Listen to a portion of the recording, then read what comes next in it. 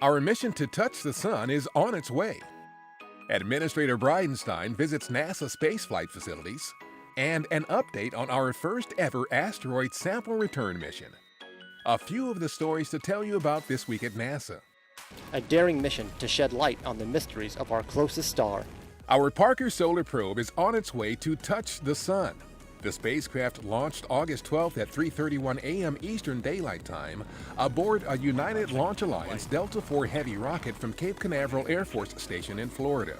The mission could help improve forecasts of space weather events, which have the potential to damage satellites, harm astronauts in space, disrupt radio communications, and even overwhelm power grids.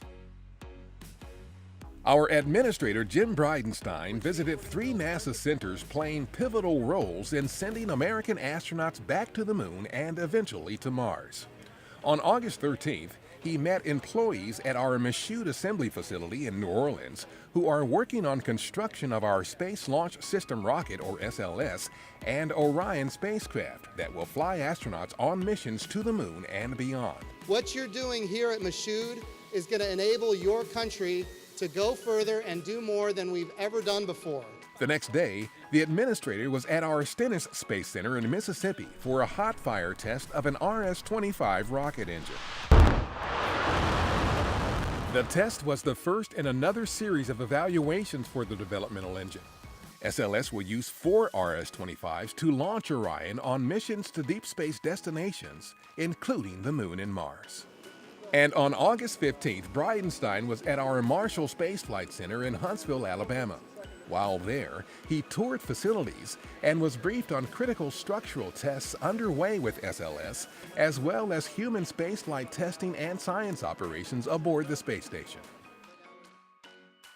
On August 17th, OSIRIS-REx, our first ever asteroid sample return mission, reached another milestone. According to the University of Arizona, which leads the mission's science team, observation planning, and processing, the spacecraft began its final approach phase toward asteroid Bennu. It will arrive at Bennu later in December and return a sample from the asteroid in September 2023. Bennu is rich in carbon and composed of primitive material from the beginnings of our solar system. We have ignition, first stage. On August 14th, at our Wallops Flight Facility in Virginia, a suborbital sounding rocket carried 8 student experiments on a brief ride into space. The experiments, developed by undergraduate students from across the country, flew through our RockSat-X program. They traveled to an altitude of about 98.5 miles before descending to a parachute landing in the Atlantic Ocean, about 64 miles from the launch site. During an August 15th spacewalk outside the International Space Station, Russian cosmonauts Oleg Artemyev and Sergei Prokopyev performed work to deploy several technology demonstration satellites and install equipment for an environmental experiment to monitor the migration of groups of animals on Earth.